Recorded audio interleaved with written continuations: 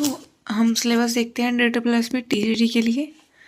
तो सिलेबस इसका किस तरीके से है, पहले हम सिलेबस देख लेते हैं Tier 1 के लिए स्पेशली, क्योंकि Tier 2 जो होता है हमारा, या जिसको हम बोलते हैं पेपर 2, वो हमारा सब्जेक्ट स्पेसिफिक होता है।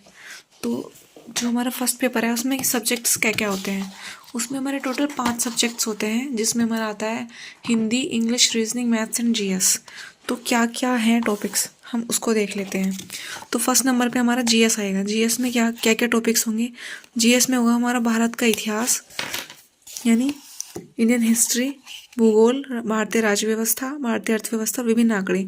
यानी GS में करंट अफेयर से रिलेटेड भी क्वेश्चंस पूछे जाते हैं। करंट अफेयर से यानी करंट अफेयर में भी अगर कुछ ज्योग्राफी से रिलेटेड कोई क्वेश्चन कुछ चल रहा है मैटर, जैसे कि वेनेजुएला वाला था, हिस्ट्री से रिलेटेड या फिर पॉलिटी से रिलेटेड है, तो वो पूछ लिया जाता है। इस तरीके से करंट से रिलेटेड होके में ये पढ़ने होते हैं। सेकेंड नंबर पे आता है हमारा GS, जिसको हम बोलते हैं सामान्य बुद्धिमत्ता एवं तर्क क्षमता।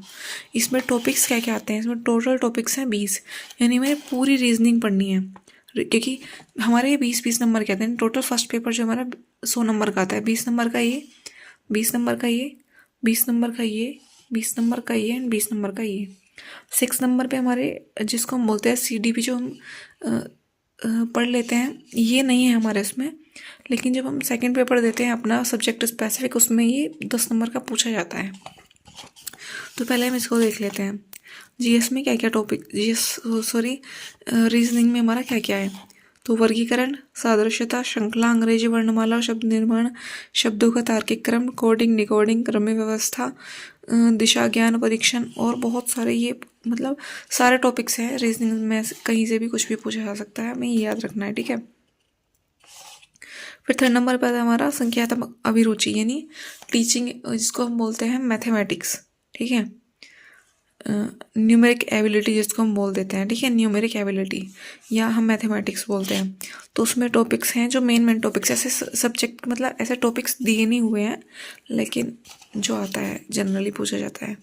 संख्या पद्धति, सरलीकरण, LCM HCF, अनुपात, औसत प्रतिशतता, लाभ हानि बट्टा, ब्याज, कार्य और समय, और चाल, समय और दूरी, और क्षेत्र मिति, और डाटा इंटरप्रिटेशन या डाटा विश्लेषण, ये पूछ लिए जाते हैं। इन्होंने कोई ऐसा सिलेबस इसका नहीं दिया हुआ है, लेकिन जिस टॉपिक से पूछे गए हैं उसी के अकॉर्डिंग इसमें ये सिलेबस दिया हुआ है, ठीक है।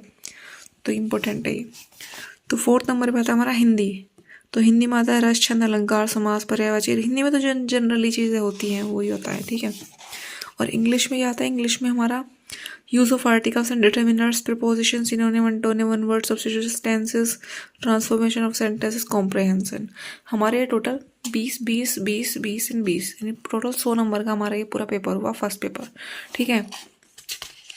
तो उसमें इसके बाद से ना ये हमारा आज का ये सिलेबस कंप्लीट हो गया। अब धीरे धीरे हम एक एक टॉपिक करके इसका पढ़ना शुरू करेंगे। पेपर आने तक मैं, हो सकता है तो मैं इसको कंप्लीट ही करा दूंगी पूरी फर्स्ट पेपर को, क्योंकि मेरे पास कुछ नोट्स भी रखे हुए हैं, तो मैं उनसे भी आपको पढ़ाने की कोशिश करूँगी, इससे रिवीजन हो जाएगा। तो हम देखते हैं। सबसे पहले कल हम उठाएंगे हिंदी को हम 2-3 दिन में कंप्लीट कर लेंगे इसको, ठीक है।